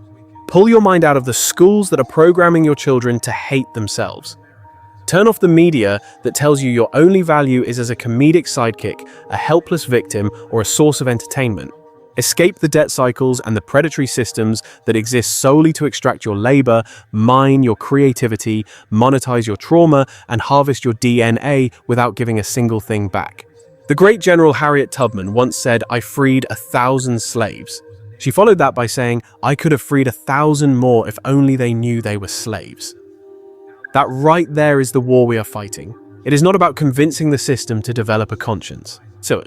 That system will not change until God himself dismantles it. The real battle is waking up our own people to the fact that they are still bound by invisible chains. The shackles might be digital now or financial, but they are still shackles. True freedom is not just receiving a paycheck from a corporation designed to bleed you dry. Liberation is not achieving a fancy executive title at a company that is quietly funding the prison industrial complex on the back end. And progress is certainly not getting your child accepted into a prestige university built on slave labor that is still investing its endowment in bombing black and brown people across the ocean. The events of 2025 and 26 triggered the Great Awakening. It was the moment a critical mass of people finally looked around and declared, "This is not freedom. This is just Egypt with central air conditioning. It is Pharaoh offering dental benefits. It is taskmasters hiding behind human resources departments. But make no mistake, the bricks are still being made and the straw is still being withheld. The daily quotas haven't gone anywhere, they have just changed shape. Our bodies are still being broken by the machinery, but the system has gaslit us into calling it hustle culture and opportunity. So, here is the question staring you in the face. What is your move? How do you steel yourself and get your house in order when the walls of this modern-day empire are crumbling and the Most High is actively calling a remnant out of the rubble? Step 1 is spiritual alignment, and I don't mean passive whisper quiet prayers. I am talking about Daniel chapter 9, warfare. You need to be on your face, repenting for the sins of the forefathers and standing in the gap for the entire nation. You have to pull on the hem of his garment and remind the creator of the covenants he swore to our ancestors. This requires fasting that denies the flesh. You need to be up at 3 in the morning battling in the spirit realm when the veil between dimensions is at its thinnest. We are talking about the kind of intercession that shatters curses, holding your bloodline hostage for centuries. You must cancel every demonic contract and ungodly agreement. You have to walk in the authority to loose the blessings of heaven and bind up the chaos of hell. You need to pray with the desperation of a drowning man, because quite frankly, your survival depends on it. But prayer without knowledge is blind, so step 2 is aggressive study. You cannot defeat an enemy you cannot identify. Go back to the Torah. Read Deuteronomy chapter 28 and look at the Hebrew context. You will see that the curses listed there align with the Black American experience with terrifying DNA-level precision. Dig into the archives, look at the transatlantic manifest, the bills of sale, where human beings were listed next to cattle, and the insurance policies taken out on human cargo thrown overboard for profit. Educate yourself on the burning of Black Wall Street in Tulsa. Study the medical wickedness of the Tuskegee syphilis experiments. Read the declassified COINTELPRO documents, showing how the FBI systematically dismantled our leadership. Read the Supreme Court rulings like Dred Scott. You have to know the enemy's playbook by reading their own words. Step 3 is practical application. Construct parallel economies. We need to support Black-owned banks, establish credit unions, secure land trusts, and build homeschool cooperatives that actually teach our true history. We need to establish food sovereignty through farming cooperatives. We must return to barter networks and set up systems where we trade skills carpentry for coding gardening for mechanical work, bypassing their currency entirely. The goal is to build infrastructure that does not require a permit from the very empire that oppresses you. Because when this system crashes, and looking at the markets in 2026, it is already tilting, you need a lifeboat ready to sustain your families through the transition. Right now, the statistics are shameful. A single dollar bill circulates within the Black community for a mere 6 hours before it flies out the door to enrich someone else. Contrast that with the Asian community, where that same dollar stays put changing hands for 28 days. That is what economic sovereignty looks like. That is the fortress you need to be constructing right now. Step 4 is about legacy. Mentor the next generation. You must deprogram the lies from your children's minds. Teach them they are not descendants of slaves. They are the children of the Most High God, members of a royal priesthood. Stop starting their story at the hull of a ship in 1619. Take them back further. Teach them about the gold of Kush, the universities of Mali, and the libraries of Timbuktu. They need to know their bloodline held scepters before it wore chains. Give them an identity rooted in ancient glory rather than modern trauma, so they walk with their heads high, proud, and unbreakable rather than ashamed and shattered. Step 5 is the hardest but most crucial: unify. The oldest trick in the colonizer's book is divide and conquer, and we have fallen for it every time. We fight over light skin versus dark skin, African-born versus American-born, Caribbean versus the mainland. We let denominational doctrines and class warfare tear us apart. All of this is engineered chaos designed to keep us fragmented and powerless. Look at the prophecy in Ezekiel 37. It speaks of 2 sticks, 2 divided kingdoms, becoming one in the hand of Yah. Understand that unity does not mean we all have to be clones or agree on every minor detail. True unity is aligned purpose. It is looking your brother in the eye and saying, we might debate the tactics, but we are in lockstep on the mission. The mission is total liberation and the restoration of a people the world prophesied were dead, but who refused to stay in the grave. Step 6 requires courage. You have to step into the water. Go read Joshua chapter 3. The priests could not wait on dry land. They had to march specifically into the flooding Jordan River before a single drop parted. They had to initiate the miracle with a step of radical faith. The supernatural intervention didn't happen until the soles of their feet touched the wet chaos. You are sitting there waiting for perfect conditions, for the money to be right, for the fear to go away. I am telling you, those conditions are never coming. You want a clear path, but the path only reveals itself when you move. Real faith is kinetic. It requires action, momentum, and the stomach for serious risk. You have to be willing to look foolish to the world, to walk toward the deep water when everyone around you is screaming that you are going to drown. Make no mistake, this is the Exodus generation. You are alive during the most critical historical window in millennia. Do the math: 1619 plus 400 years. The judgment clock has already run out. Everything we have seen since 2022 is the active exit phase. Look around you. The plagues are hitting modern Egypt. The financial and political systems are convulsing. The empire is confusing itself, chasing its own tail right into the Red Sea. You need to have your sandals on and your staff in hand, ready to walk when the waters split. But before that happens, I need you to take an action right now. If you have watched this far, and if this message is vibrating in your spirit like a tuning fork, I need you to go to the comment section and type the word Exodus. Signal to me that you see the prophetic pattern unfolding. Let me know you are waking up from the slumber, and tell me where you are representing from, because the enemy wants you to feel isolated, but you are not alone. Scroll through those comments and look at the army rising up. We are shaking off the chains together all over the world. This is more than a video. This is a movement of the remnant hearing the shofar call and responding. If this truth is hitting home, do not hoard it. Share it. Send it to a brother or sister who needs to hear this wake-up call. You might be the catalyst for their Moses moment. You sharing this link might be the very thing that finally cuts through the mental fog and sets them free. Do not keep this liberation code to yourself. And if you need to rewind and study the section where we broke down the historical mathematics again, go back to the 1619 plus 400 years calculation. Study it until it clicks. Let that reality sink deep into your psyche, because that timeline is the foundation of everything happening in 2026. That math is the proof that none of this chaos is random. You are being equipped for a divine transition right now. This is not just YouTube entertainment or information. This is survival preparation. This is tactical instructions for the end times. This is spiritual warfare boot camp. But listen closely, because here is the hard pill that is going to challenge you the most. Just because you leave Egypt does not mean you will set foot in the promised land. History tells us that many bodies fell in the wilderness. Some people get scared and try to go back to slavery.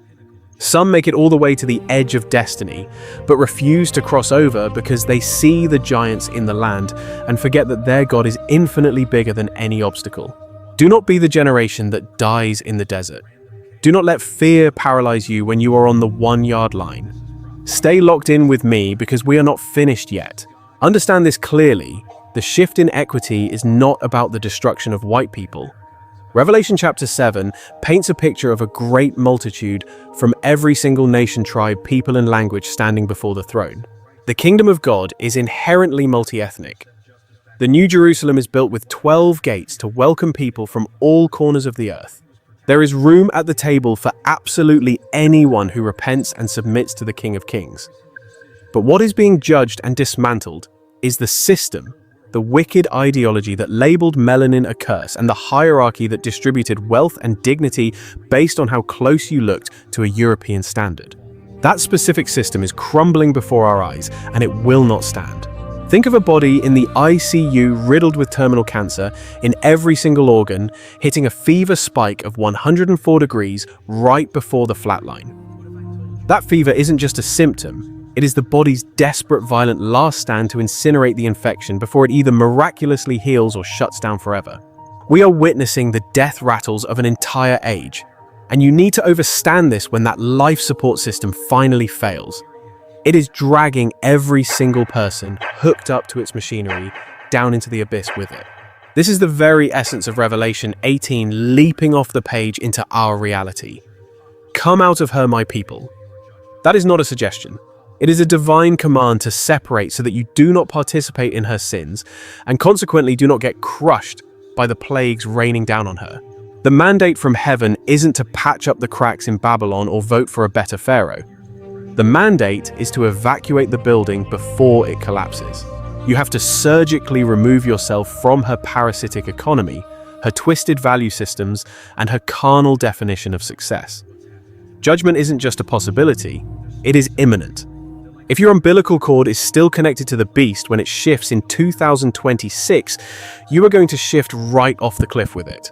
This is exactly why the true, unadulterated gospel is a matter of life and death right now.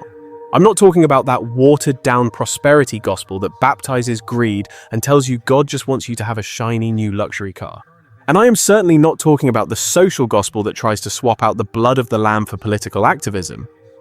I am talking about the raw biblical gospel that declares the kingdom of God is knocking at the door. We are proclaiming that Jesus is the King of Kings and Caesar is just a cheap imitation. The government is not God. Every knee is going to bow and every tongue is going to confess the truth. Some will bow in humble adoration and others will bow in sheer terror because their world is ending. There is a kingdom that cannot be shaken by stock market crashes or elections, and you need to transfer your citizenship there before the kingdoms of this world dissolve. Look around you in 2026. These systems are trembling because God is shaking everything that can be shaken. The only things that will be left standing in the rubble are the things that were built on the rock. So, you have to look in the mirror and ask the hard question, what foundation is your house built on? Are you resting on the empty promises of a dying empire or the eternal covenant of the Most High? Are you living for the applause of a corrupt system or the purpose of your Creator? Are you banking on a retirement account that could evaporate into thin air when the dollar crashes? Or are you stacking up treasures in a realm where thieves cannot break in and steal? Does your self-worth depend on a zip code in a gentrified neighborhood? Or is your identity deeply rooted in the fact that you are fearfully and wonderfully made in the image of the Almighty God? You are at the crossroads and the sun is setting. The hour is late. If you are still watching this, you can no longer claim ignorance. You have heard the warning. You cannot unhear the truth. You cannot scrub your mind of what has been unveiled today. The ball is in your court, and the only question left is, what are you going to do about it? I know human nature. Some of you will close this video, pull the covers back over your head, and go right back to sleep. You will tell yourself, this is too radical, too heavy, too controversial, or too uncomfortable to process. You will go back to the plantation trying to negotiate a better deal in a system that was architected for your destruction. But I believe there is a remnant here who won't do that. Some of you are hearing this message and you feel something stirring deep in your spirit. You feel the prayers of your grandmother and your great-grandmother activating in your bloodline right now. You are remembering those prophetic dreams you had as a child before the school system and the corporate ladder beat them out of you. You are looking at your children and are making a blood vow that they will not inherit your chains or your debt. And you are about to start moving different. You will move with the wisdom of a serpent and the harmlessness of a dove, executing kingdom strategy with a holy urgency that scares the enemy. Understand that this video is just one piece of a much larger puzzle. We are tearing down the veil to expose hidden biblical truths, suppressed history, and the cyclical patterns connecting ancient scripture to the headlines of 2026. If this message has shocked your system and opened your spiritual eyes, you need to subscribe immediately. Do not hesitate. You need to lock arms with this community. Turn on every single notification because these platforms do not want this type of liberating content to trend. They actively suppress the truth. The powers that be do not want this information spreading to the masses. They are terrified of you waking up. That is why you cannot be passive. You must make an active, conscious choice to stay plugged in. Every piece of content I release is a weapon designed to deprogram your mind, equip spiritual warriors, and build the infrastructure for the kingdom to come. Stop treating this like it is just entertainment or something to watch while you eat dinner. This is digital discipleship. This is boot camp for the spiritual war we are walking into. Hit that subscribe button and enlist in the Exodus generation. Now I need you to share this message like your life depends on it. This video specifically needs to get in front of every person over the age of 55 who has been lied to by the religious institutions, by the political system, and by the American mythology. You need to sit down and watch this with your parents, your aunts, and your uncles. Show this to the church members who keep voting against their own survival because they swallowed the lie, hook, line, and sinker. Blast this in your group chats, post it on your Facebook wall, email it to your contact list if you have to. Some of you are scared that this is too confrontational. Good. The truth is supposed to disturb your comfortable slumber. Remember that Jesus flipped the tables in the temple. He looked the religious elite in the eye and called them vipers and whitewashed tombs. He did not come to bring a false peace. He brought a sword. He came to shatter the chains and set the captives free. Do not be the person who hoards this truth. Do not let the revelation stop with you. You have been deputized as a truth bearer. You have a moral responsibility to pass this torch to the next generation before the lights go out. One day your grandchildren are going to look at you and ask, "Grandma, Grandpa, what did you do when the empire was collapsing in 2026? What are you going to tell them? Will you tell them you knew what was happening but stayed quiet to keep the peace? Or will you tell them you stood up and spoke out even when it cost you everything?" This is bigger than you. This is about breaking generational curses for babies not yet born. Every single person who watches this and snaps out of the trance is one more brick in the wall of the alternative city we are building while Babylon burns to the ground. The choice is right in front of your face. You can go back to sleep and pretend the house isn't on fire, or you can wake up fully and prepare for the storm. The children of Israel stood at the Red Sea facing the exact same dilemma. They could trust what their physical eyes saw, the chariots of the Egyptian army behind them and the deadly waters ahead of them, or they could trust the word of God. I am telling you, the clock has run out. The new Exodus is happening right now, and you need to decide today if you are crossing over into the promised land or if you are going to die in the wilderness. This is your moment. This is your generation's Red Sea. Act like you know who you are. Let us go to the throne. Father God, we come before you today with hearts overflowing with gratitude and spirits that are starving for your absolute truth. We thank you for pulling back the heavy veil of deception. Thank you for exposing the wickedness that was hidden in high places. Thank you for giving us eyes to see the reality of the times and ears to hear the frequency that the world misses. Thank you for being faithful to your covenant, even when your people were bound in chains. Thank you for keeping the score when the oppressed stopped counting the days of their suffering. Thank you for being a God of justice who never forgets the cry of the poor. We are pleading for wisdom in this hour, Lord. Give us the discernment to know exactly when to speak up and when to move in silence. Lord, grant us the sharp discernment of the sons of Issachar to decode the subtle schemes of the adversary and to move in perfect sync with your divine clock. We ask for that raw, holy courage, the kind that compels us to step into the raging waters of the Red Sea, by faith trusting that the dry ground will appear only after our feet get wet. Download into our spirits a tactical blueprint for reconstruction, just like you gave to your servant Nehemiah. Teach us the art of spiritual multitasking, how to lay bricks for the future, with one hand while gripping the sword of the Spirit in the other, operating with divine efficiency that balances ancient wisdom with the urgent pulse of the present moment. Abba Father, we cry out for a deep cellular level healing that washes over our bloodlines.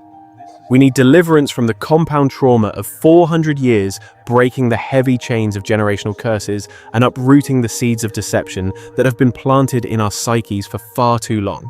We command the shattering of every iron yoke and the snapping of every mental fetter that has held us bound. We renounce every silent agreement we have made with the enemy's twisted narrative about who we are, and we plead for a total renovation of our minds and a complete restoration of our royal identity. Raise up a new generation that is unshakable in their knowledge of their divine heritage. Let our sons and daughters see themselves through the lens of Scripture defined by your glory rather than being boxed in by the limitations and labels placed upon them by a fallen world system. And Lord, our hearts expand beyond just our own tribe. We lift up the entire human family before your throne. In a radical act of obedience, we even intercede for those who have historically stood as our oppressors, asking for mercy where there has been judgment. Open their eyes to see that they too are prisoners of a corrupt system that dehumanizes everyone it touches. We pray specifically for our white brothers and sisters that they would be liberated from the spiritual blindness of privilege and supremacy, a deception that is slowly eroding their own souls and separating them from true fellowship. While we contend for the shifting of laws, policies, and economic structures, we know that true transformation begins within. We ask for a supernatural surgery on the hearts of men and women, turning hearts of stone into hearts of flesh that can feel compassion and seek justice. Constantly remind us that the face of our enemy is not our neighbor, for we do not wrestle against mere flesh and blood. Our warfare is directed against the unseen realm, against principalities, powers, and the cosmic rulers of darkness that manipulate the affairs of this world from high spiritual places. Standing on the truth of Ephesians chapter 6, verse 12, we declare that love is the ultimate weapon that never fails. Let your unadulterated truth reign supreme over the lies of the media and culture, and let your kingdom crash into our reality, manifesting your will on this earth exactly as it is perfected in heaven. You are the sovereign God over every tribe, tongue, and nation. Remind us that we are all image bearers crafted by your hands. Grant us the supernatural vision to behold one another through your eyes, seeing the inherent dignity, the boundless love, and the infinite worth that you have placed inside every human soul. We stand in agreement with heaven and decree that every prophetic word released over our lives and our people shall not fall to the ground. If you have spoken it, it is already established, and we await its manifestation in the natural realm. We prophesy the collapse of every unjust structure and oppressive regime. Their time is up, and their foundations are crumbling. The kingdom of God is forcefully advancing, taking ground, and establishing a new order of righteousness that cannot be shaken. We speak total emancipation over every shackled mind and divine deliverance for every captive soul. We claim sevenfold restoration for everything the enemy has stolen, and we declare that we will not die in the wilderness of mediocrity, but will cross over to possess the promises you have sworn to us. We decree that our children and our children's children will walk into a legacy of blessing and not burdens. They will inherit a world transformed by our obedience, reaping the harvest of the seeds we are faithfully planting today because we chose to build rather than bow. We seal this prayer in the matchless, powerful name of Jesus, the name that ranks above every title, authority, and government. It is the name at which every knee in heaven, on earth, and under the earth must eventually bow in reverence. We set this in motion with our Amen. Go forth now and walk boldly in the truth and rest in His peace. Please note that the material presented in this broadcast is curated and produced exclusively for the purposes of educational enrichment, fostering thoughtful dialogue and inspirational entertainment. Understand that all the prophetic interpretations and viewpoints shared here are personal perspectives meant to inspire your spirit and challenge your thinking. These insights are drawn from a synthesis of historical records, biblical patterns of prophecy, and rigorous research from established organizations like the NAACP Pew Research Center and the Council on Foreign Relations. This presentation is absolutely not designed to incite any form of hostility, disseminate false information, or push a partisan political agenda upon the viewer. Rather, the opinions and analyses expressed are shared with the sole intent of sparking critical thinking and encouraging deep personal self-reflection regarding the times we are living in. We strongly encourage every viewer to be like the Bereans, do your own due diligence and verify the information presented here against your own trusted sources and research.